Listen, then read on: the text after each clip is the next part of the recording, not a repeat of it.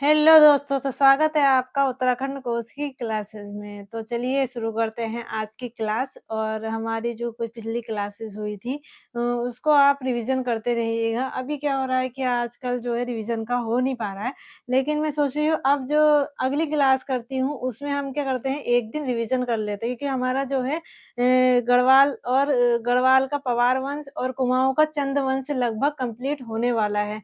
आपको यहाँ 2-3 शासकों के बारे में और ज़्यादा थोड़ी जानकारी मिलेगी और इसके बाद जो आता है 2-3 शासक ही बचते हैं लगभग। हम देख सकते हैं आप यहाँ पे हम 1748 तक पहुँच गए हैं, 1748 तक पहुँचे हैं।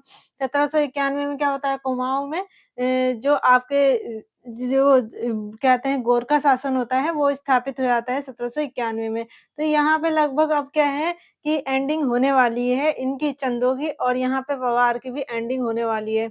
तो देखते हैं आज की क्लास में हम क्या आते हैं जो हमने पिछली क्लास करी थी उसमें बताया था मैंने आपको कल्याण चंद के बारे में। तो हमारी जो है लगभग क्लासेस होने ही वाली हैं चंद और पवार की कंप्लीट। उसके बाद हम गोरखा शासन का बात करेंगे और फिर हमारा अंग्रेजी शासन आ जाएगा।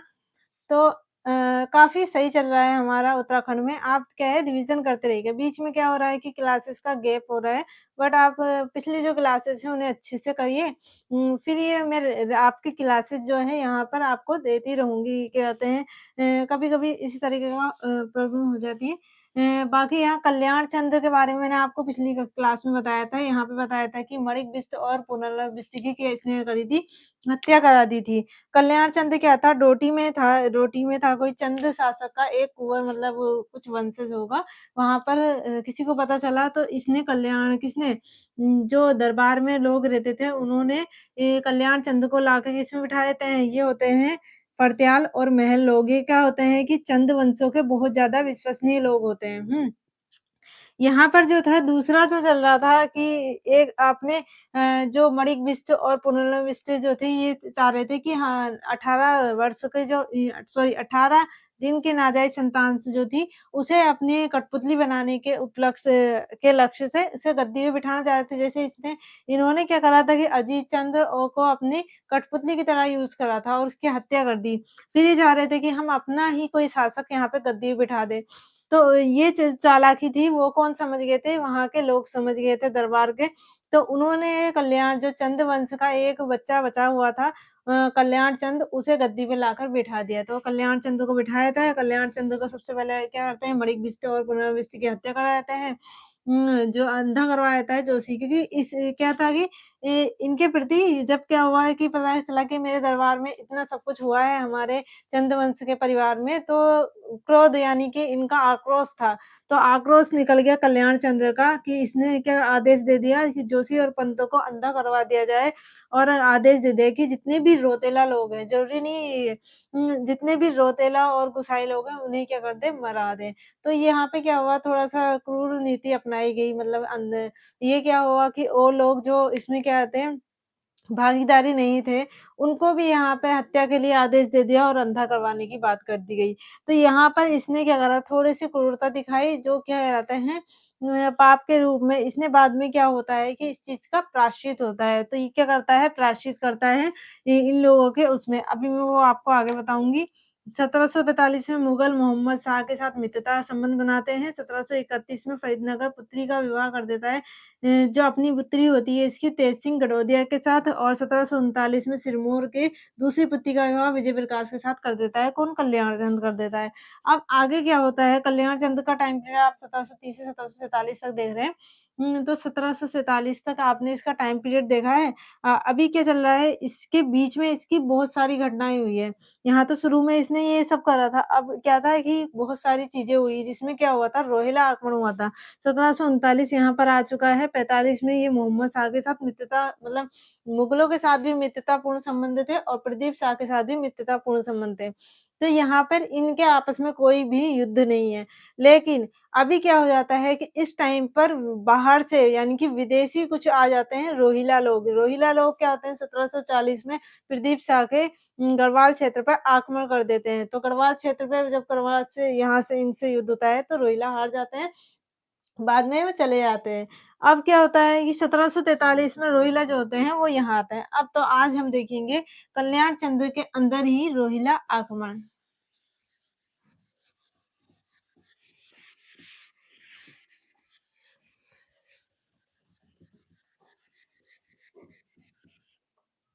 इसको मिटा देते हैं, इसको ऐसे ही रहने देते हैं, क्योंकि करना तो हमें यही है, आगे भी अभी।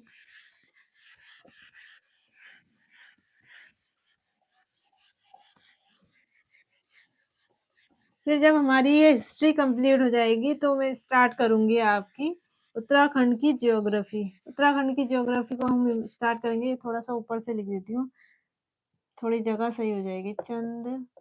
वंश, चंद्रवंश। इसमें हमारा जो चल रहा है वो कौन था? कल्याण चंद्र। कल्याण चंद्र का टाइम पीरियड था 1730। 1730 यहाँ पर जैसे प्रदीप शाह का शासन स्टार्ट हो गया था, उसी समय में कल्याण चंद्र का शासन स्टार्ट हो गया था। 47 या 48 कह सकते हैं, इसके आसपास ये था, यहाँ गद्दी पे रहा। इसी के काल में क्या होता है, इसी काल में पहले तो ये क्या करता है, प्रायश्चित करता है। पापों को प्रायश्चित करने के लिए क्या होता है कि कुछ जोशी लोगों को क्या देता है, अपने दरबार में अधिकारी के रूप में वहाँ पे रख देता है। जिसमें आपका ये जो आपके कुछ जोशी होते हैं, हरिदत्त होता है, रामदत्त होता है, हरिराम जोशी होता है, रामदत्त होता है और शिवदत्त होता है। शिवदत्त जोशी और हरिराम जोशी ये क्या होते हैं, भाई-भाई होते हैं, मतलब क्या होते हैं, चचेरे भाई होते हैं, चचेरे भाई। तो हरिराम जोशी और जो आपका शिवदत्त जोशी था ये क्या थे, चचेरे भाई थे। तो इसमें जो था ये शिवदत्त जोशी, इसने बहुत सारे क्या कर दिया, शिवदत्त जोशी बहुत सारे मतलब लोगों को अधिकारी के रूप में रख दिया था यहाँ पर जिनके साथ हाँ, इसने क्या कर रही थी, क्रूरता दिखाई थी। तो यहाँ पे जोशी लोगों के साथ अंधा करवाया था ना, तो शिवदत्त जोशी को यहाँ पे रखा, हरिराम जोशी को रखा, हरिराम जोशी को रख दिया और ये क्या थे, भाई-भाई थे, मतलब चचेरे भाई थे। और यहाँ पे आता है रामदत्त, एक इनका रामदत्त के नाम से भी होता है।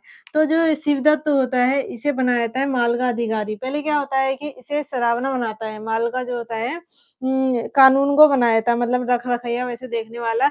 बाद में इसे क्या बनाता है, माल का सरदार बनाया जाता है, माल का सरदार, जो भी माल है इनका माल का सरदार सरदार बनाया जाता है। फिर क्या बन जाता है ये, माल का सरदार के बाद इसे क्या बना दिया जाता है, सेनापति बनाया जाता है। सेनापति बनाता है, फिर ये मंत्री बन जाता है। तो इसके क्या है, ये इस तरीके से ये आगे बढ़ा। तो सबसे पहले इसे माल का सरावना कानून को भी बनाया गया था। मैं पहले लिख देती हूँ, माल का सरावना, माल का कानून कानून गो। तो माल का कानून गो बनाया गया था सबसे पहले सिद्धू जोशी को, फिर माल का सरदार बना दिया गया, फिर सेनापति बना और यहाँ पे फिर बन गया ये मंत्री।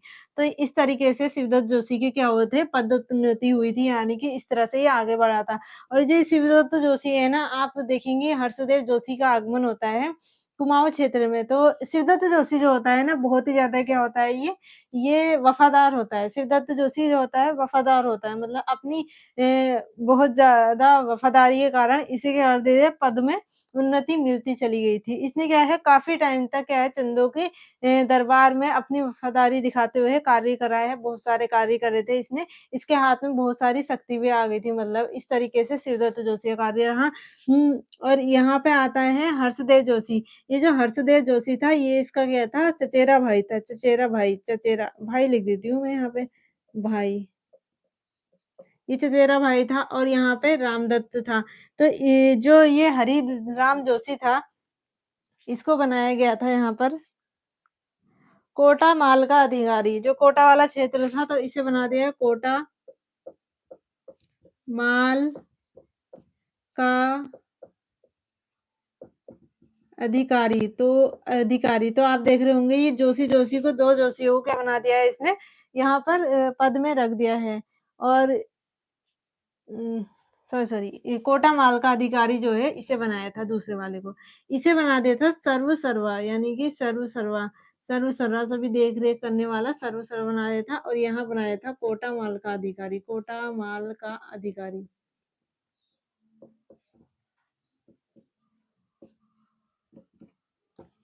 अधि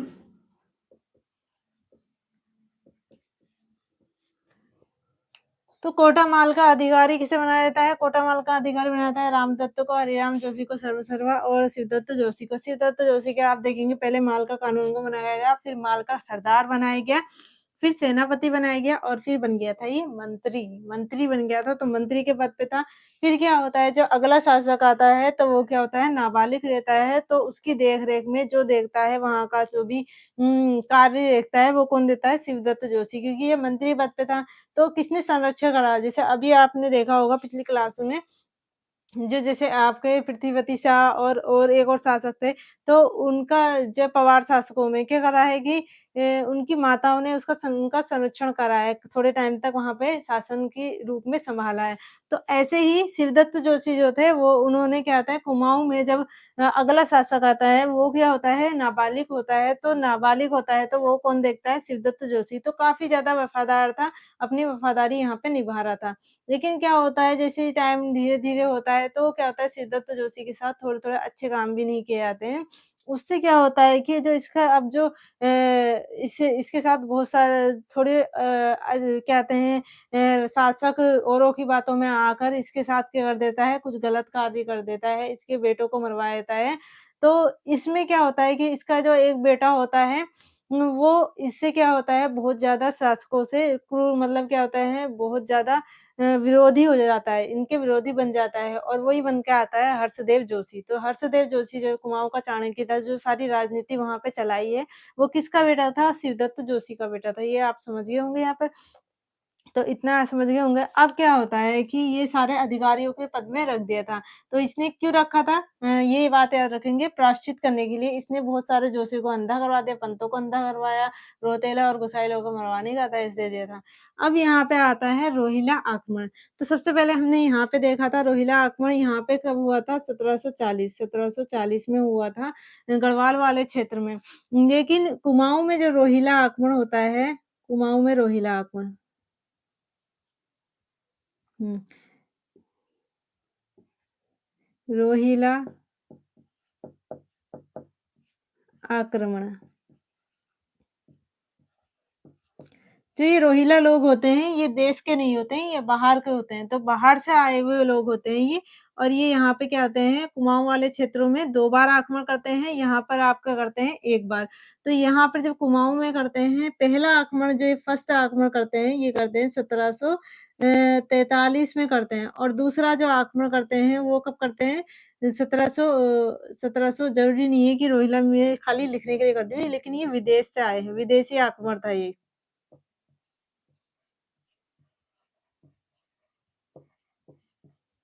विदेशी आक्रमण था और ये जो दूसरा हुआ था 1700 ये हुआ था आपका 1747 में। तो 2 आक्रमण हुए हैं रोहिलाओं के सॉरी 1745 में हुआ था 45 में 47 में तो ये खत्म हो गया था। 1745 में हुआ था। अब जब फर्स्ट आक्रमण होगा फर्स्ट यहाँ लिख देती हूँ मैं रोहिला आक्रमण।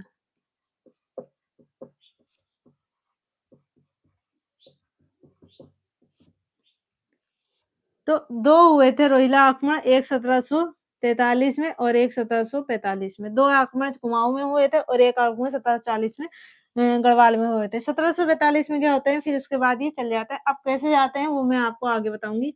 तो फर्स्ट जो लिख देती हूँ फर्स्ट होता है वो होता है 1743 में। 1743 में तो जो रोहिला आक्रमण होने वाला होता है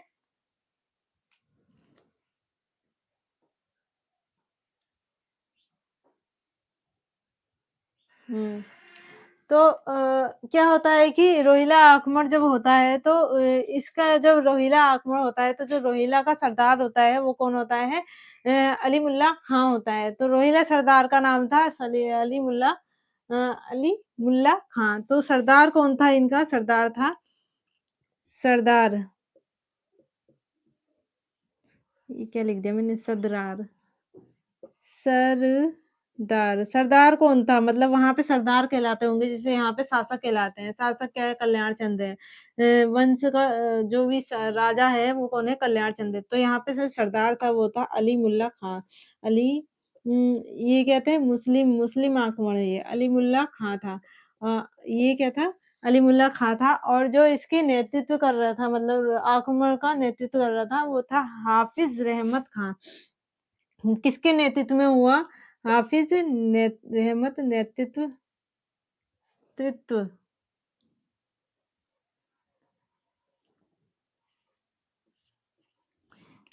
किसके नेतृत्व में हुआ? हाफिज़ रहमत खां, हाफिज़ रहमत खां। तो हाफिज़ रहमत खां जो थे नेतृत्व में 1743 में पहला आक्रमण हुआ था और सरदार थे अली मुल्ला खां। तो याद रखना कि जो जब रोहिला आक्रमण यहाँ पर हुए हैं, तो सरदार क्या है वहाँ का शासक जो है वो अली मुल्ला खां ही है। तो दोनों आक्रमणों में जो शासक था वो अली मुल्ला खां ही था, लेकिन हाफिज़ जो यहाँ पे जो सेनापति चेंज हुए हैं, पहला जो था सेनापति वो कौन था जो आक्रमण को देख रहा था? वो था हाफिज़ रहमत खां। हाफिज़ रहमत खां के नेतृत्व में क्या हुआ? पहला आक्रमण हुआ कुमाऊँ में, तो कुमाऊँ में पहला आक्रमण जो 1743 वाला है वो ये है। क्या होता है कि जब आक्रमण होता है तो ये जो आक्रमण की सूचना देता है, सूचना कौन देता है? ये आक्रमण की सूचना देता है आपका रामदत्त। तो ये क्या रहता है? सूचना देता है सबसे पहले, किसे देगा सूचना? सूचना किसने दी थी? किसको दी थी? राजा को इसने सूचना दी। कि क्या हुआ कि कुमाऊँ वाले क्षेत्र में क्या होता है कि आक्रमण होता है, तो ये सूचना कल्याण चंद्र को जाके देता है, कौन? रामदत्त की। क्या हुआ है कि हमारे जो क्षेत्र है कुमाऊँ वाले क्षेत्र में आक्रमण हो गया है रोहिलाओं का, तो ये जाकर सूचना मिल जाती है कल्याण चंद्र को। अब कल्याण चंद्र क्या होता है कि अपने जो अधिकारी होते हैं, जो रखे हुए हैं, तो उन्हें क्या करता है कि युद्ध करने के लिए भेजता है। तो ये युद्ध करने के लिए जो भेजता है, ये युद्ध करने के लिए भेजता है किसे? शिवदत्त जोशी को।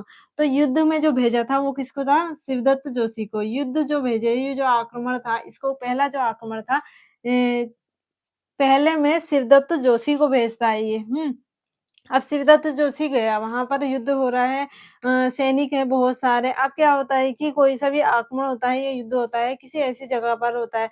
ये भी हो सकता है कि क्षेत्र में आ जाते हैं, तो क्या होता है, सामना करना पड़ता है और कभी-कभी क्या होता है, कोई एक मैदान होता है, तो वहाँ पे होता है।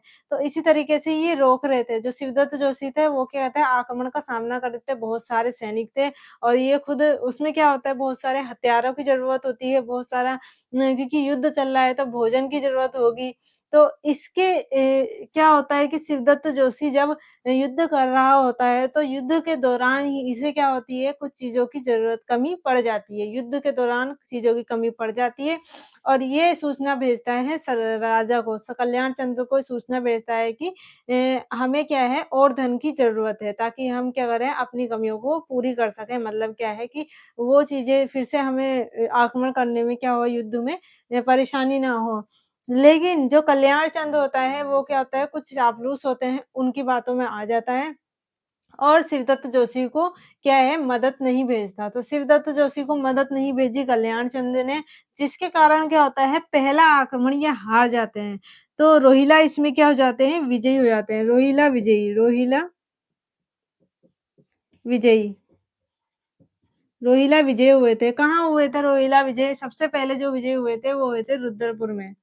रुद्रपुर में, यानी कि यहाँ पर जो रुद्रपुर में किसको हराया? शिवदत्त जोशी को हराया। सबसे पहले जो शिवदत्त जोशी को हराया था रोहिलाओं ने, शिवदत्त जोशी को हराया हराया।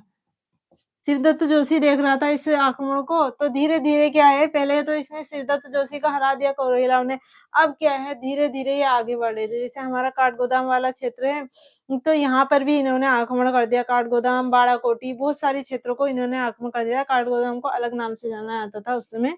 तो यहाँ पे काठगोदाम को कहता है बड़ा खोरी।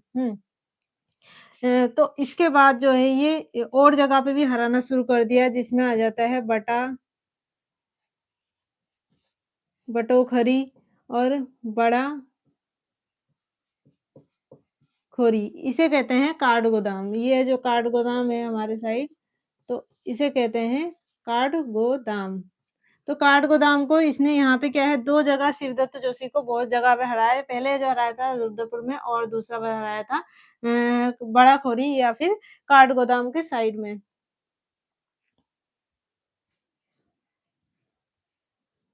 हुँ। तो धीरे-धीरे जब क्या है यहाँ पर पहुँच गया ये सपोज़ यहाँ पर है ये, रोहिला पहुँच गए हैं, यहाँ से आक्रमण करा, रुद्रपुर में पहुँचे तो इन्होंने रुद्रपुर वाला क्षेत्र ये हो गया, रुद्रपुर वाला क्षेत्र ये जीत लिया और यहाँ पर ये वाला क्षेत्र भी जीत लिया। तो धीरे-धीरे क्या है ये बढ़ रहे हैं आगे की ओर। अब क्या होता है जब ऐसा होता है तो जो शासक होता है कुल कल्याण चंद, यहाँ पे मैं कुमाऊँ हटा के अब लिख देती हूँ कल्याण चंद और यहाँ पे लिख देती हूँ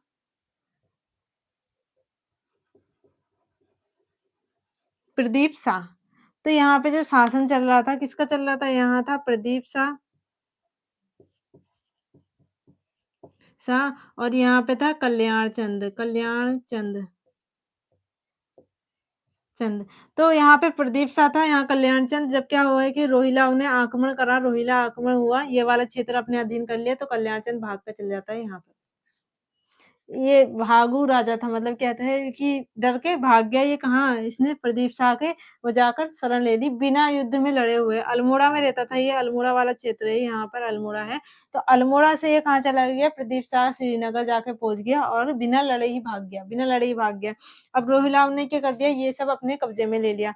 जब इन्होंने कब्जे में ले लिया तो शिवदत्त जोशी ने बात रखी कि यहाँ पर कि कुछ 7 महीने तक रोहिला उन क्षेत्रों में रहे और युद्ध चलता रहा। फिर क्या हुआ कि इनके बीच में संधि होती है, तो रोहिला जो होते हैं शिवदत्त जोशी और रोहिलाओं के बीच में बात होती है। सा पूछा तो सासा से राजा से ही जाएगा, लेकिन राजा अभी कहाँ है? राजा जो है अभी कहाँ पर है? राजा है यहाँ पर प्रदीप सागर। तो रोहिला जो होते हैं यहाँ पर भी पहुँच जाते हैं मतलब क्या है कल्याण चंद से बात करने के लिए। तो कल्याण चंद और रोहिलाओं के बीच में चंद और रोहिलाओं के बीच में क्या होती है एक संधि होती है जिससे वो क्या कहते हैं वो कहते हैं कि आपको हमें 1 लाख रुपए क्या देना होगा यहाँ पर क देना पड़ेगा यानी कि हर्जाना देना पड़ेगा। तो कि हम उस क्षेत्र को छोड़ देंगे। लेकिन एक क्षेत्र में वो अपनी टुकड़ी छोड़ देते हैं जैसे बाड़ाखोड़ी वाला क्षेत्र होता है तो वहाँ पर क्या होता है अपनी टुकड़ी को छोड़ देते हैं और 7 महीने के बाद रोहिला कहाँ चले जाते हैं? रोहिला चले जाते हैं अपने दोबारा वापस अपने क्षेत्र में और एक टुकड़ी क्या है वहाँ छोड़ देते हैं। तो ये मिटा देती हूँ। तो जब संधि हुई थी फर्स्ट युद्ध में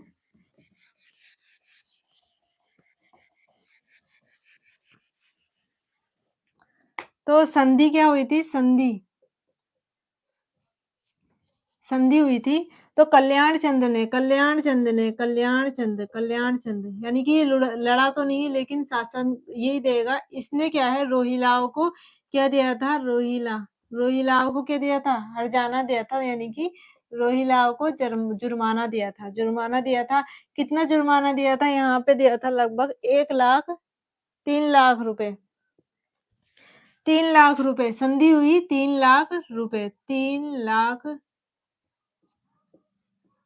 जो भी होंगे 3 लाख ये क्या था इसका जुर्माना था यानी कि हर्जाना था और रोहिला कहाँ चले गए यहाँ से 7 महीने बाद होता है ये 7 महीने के बाद थी ये 7 महीने के बाद की बात है मैं लिख नहीं रही हूँ। और ये क्या चले जाते हैं और एक टुकड़ी कहाँ छोड़ देते हैं, एक टुकड़ी छोड़ देते हैं, एक टुकड़ी मतलब सेना की टुकड़ी छोड़ी। कहाँ पर? कुमाऊँ में छोड़ दी थी एक सेना की टुकड़ी और जो ये इसने 3 लाख रुपए इसको दिए थे, ये किससे लिए थे? ये जो लिए थे, ये लिए थे प्रदीप शाह से।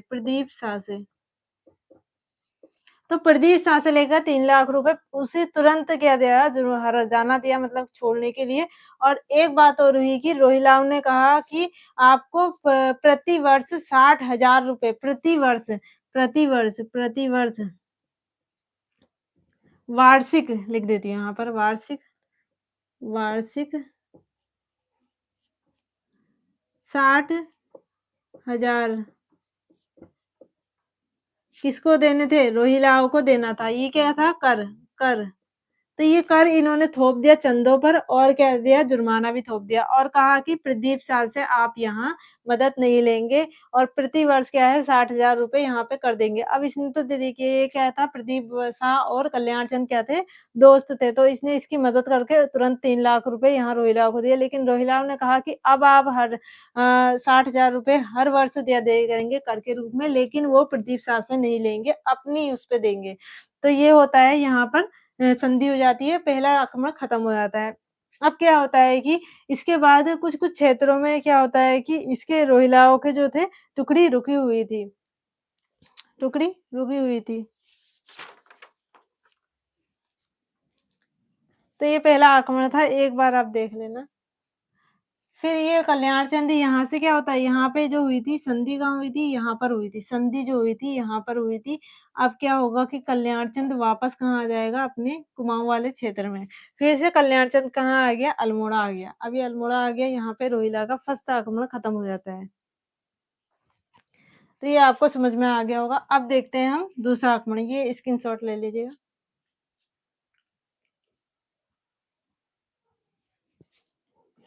अब देखते हैं दूसरा आक्रमण।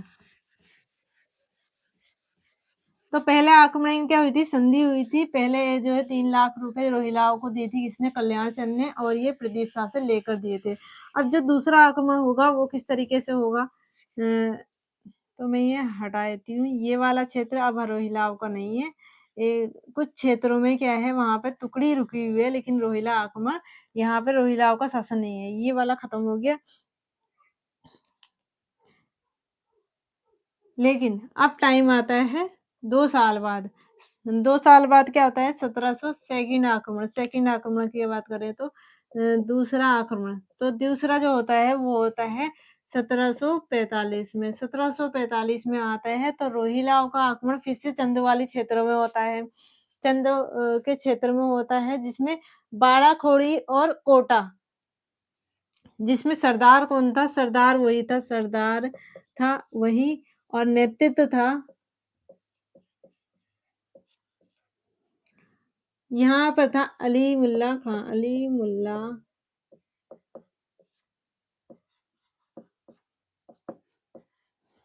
खां और यहाँ पे किसका नेतृत्व चल रहा था? ये चल रहा था इसको ऐसे लिख देती हूँ नजावर किसके नेतृत्व में होता? नजीवर खां था, नजावर खां ऐसे कुछ था, नजीवर खां मतलब जो सेनापति था अब कौन था? नजीवर खां था। अब नजीवर खां जो था इसने 2 जगह पर आक्रमण करा था। एक पर करा था कोटा में और एक करा था बाड़ाखोड़ी में। बाड़ाखोड़ी, एक करा था बाड़ाखोड़ी में। बाड़ा तो बाड़ाखोड़ी के साइड से भी इसने आक्रमण कर दिया और यहाँ पे कर दिया था कोटा की साइड से। तो कोटा के साइड से कर दिया था। तो यहाँ पे बाड़ाखोड़ी का जो कल्याण चंद की तरफ से लड़ रहा था वो था शिवदत्त जोशी। और यहाँ पर जो था वो कौन था? हरिदत्त जोशी। हरिदत्त जोशी कहाँ का देख रहा था? कोटा का देख रहा था। बाड़ाखोड़ी का कौन देख रहा था? ये शिवदत्त जोशी दे रहा था चंदों की ओर से। ये भी हार जाता है और ये भी हार जाता है। यहाँ पर कौन जीत जाते हैं? ये जो रोहिला होते हैं, रोहिला विजयी हो जाते हैं। रोहिला विजयी। जीत जाते हैं, लेकिन इन्होंने क्या करा कि इन्होंने एक गलती कर दी। इन्होंने एक गलती करी कि ये चंदों के क्षेत्र को तो जीत ही रहे थे, बाकी और जो भारत है, भारत में और जगह भी आक्रमण कर रहे थे। तो ये जो आक्रमण कर रहे थे, वहाँ पर किसका शासन चल रहा था 1747 के यहाँ पर? मोहम्मद ये मैंने मिटाया नहीं था। मोहम्मद शाह का शासन यहाँ पर चल रहा था। मोहम्मद शाह का जो शासन था ये टाइम था 1747 सॉरी 1700 यहाँ के आस-पास 1745 की बात चल रही है। तो यहाँ पर मोहम्मद शाह का वो है, तो इसके भी जो क्षेत्र है, मुगल शासन है, मुगल शासन तो है पूरे भारत में चल रहा है अभी मतलब भारत में ज़्यादा है मतलब कि दिल्ली सल्तनत वहाँ दिल्ली में मुगल शासन है। तो ये पहुँच गया कठेर, जो कठेर जो है कठेर की साइड में है। हुँ। तो रोहिलाओं ने क्या करा कि ये कहाँ पहुँच गए और कठेर पहुँच गए। कठेर में भी इन्होंने कब्ज़ा कर लिया कठेर और कठेर जो था वहाँ पर क्या था मुगल शासन के अंतर्गत था ये, मुगल शासन के अंतर्गत शासन क्षेत्र, मुगल शासन का क्षेत्र आ जाता है। तो यहाँ पे मुगल शासन में कौन है? मोहम्मद शाह है, मोहम्मद शाह, मोहम्मद शाह। अब शिवदत्त जोशी क्या करता है, शिवदत्त जोशी अब यहाँ पे ये हार गया, यहाँ भी हार गया, कुआओं का, चंदों का, फिर से चला गया। कर वो पहले से दे रहे हैं, कर भी दे रहे हैं और फिर से आक्रमण हो गया, फिर से वो क्षेत्र जीतेंगे, फिर से कुछ ना कुछ लगा देंगे। तो शिवदत्त जोशी जाता है मोहम्मद शाह के पास। तो शिवदत्त जोशी जाता है मोहम्मद शाह के पास जाता है और कहता है कि बादशाह कहते हैं उनको, बादशाह कहते हैं। तो बादशाह आपके क्षेत्र पे क्या है रोहिलाओं ने आक्रमण कर दिया है और रोहिलाओ क्योंकि क्या है अभी तो यहाँ पे जो शक्ति है मुगल शासन की ज़्यादा शक्ति है। तो उससे कहता है कि आप आदेश दें कि रोहिला यहाँ से चले जाएँ। तो ये संदेश पहुँचाता है शिवदत्त जोशी और ये कह देते हैं, ये आदेश दे देता है किसे मोहम्मद शाह यहाँ से रोहिला वाले को आक्रमण क्योंकि कहते हैं ये कहता है कि आपके क्षेत्र को किसने रोहिलाओं ने घेर लिया है, रोहिलाओं ने वहाँ पे आक्रमण कर दिया है। तो आप यहाँ आदेश दें कि रोहिलाओं को यहाँ से भगा दें। तो रोहिला क्या होते हैं विदेश यहाँ से बाहर जाते हैं, भारत से बाहर। तो ये जो है मोहम्मद शाह कह देता है कि आपको यहाँ से जाना पड़ेगा, तो भारत से बाहर चले आते हैं। तो रोहिला कहाँ चले गए अब भारत से बाहर चले गए, तो रोहिला आक्रमण जो था समाप्त हो जाता है। यहाँ पर शिवदत्त जोशी जो अपना क्षेत्र हारा था, हरिदत्त जोशी ने जो क्षेत्र हारे थे मतलब जिनमें लड़ रहे थे, वो भी इनके अधीन आ जाते हैं अपने और ये चंद वंश में फिर से क्या हो जाता है बहाली आ जाती है। चंद वंश में फिर से बहाली आती है। इसमें शिवदत्त जोशी क्या होता है रुद्रपुर में और काशीपुर में क्या होता है 2 किलो का निर्माण करवाता है।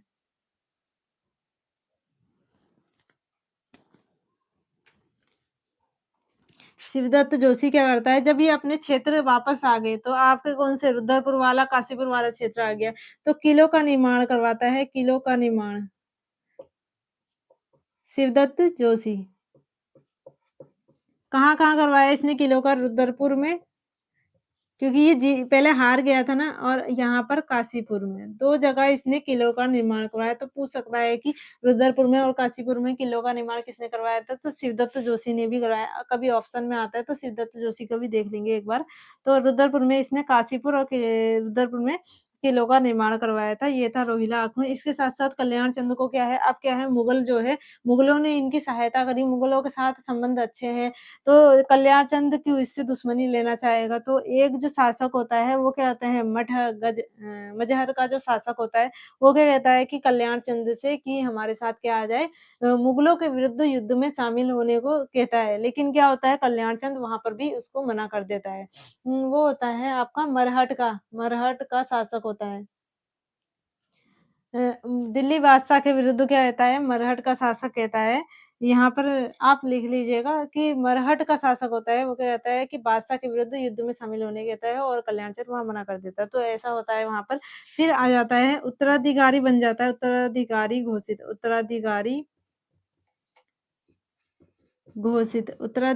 कौन घोषित हुआ था? वो जो अगला शासक आया था वो था दीपचंद। तो उत्तराधिकारी घोषित कर दिया गया दीपचंद को अगला शासक यहाँ पर क्या कहते हैं जब कल्याण चंद की मृत्यु हो जाती है तो यहाँ पे इसको उत्तराधिकारी घोषित कर दिया जाता है और वो टाइम होता है 1747 के आसपास। तो 1747-48 इसलिए है। तो दीपचंद जो होगा अगला चंदवंशी शासक होगा। तो ये हो गया हमारा कल्याण चंद कंप्लीट और कल की क्लास में हम पढ़ेंगे दीपचंद के बारे में। दीपचंद जो है वो नाबालिग है और 1747 में मतलब उत्तराधिकारी घोषित हो जाता है लेकिन अभी हाथ में जो है सत्ता नहीं आई है। तो देखते हैं इसके टाइम पर क्या-क्या हुआ शिवदत्त जोशी के टाइम किस तरीके से इसका संरक्षण करा और मिलते हैं नेक्स्ट क्लास में तब तक के लिए जय हिंद, जय भारत।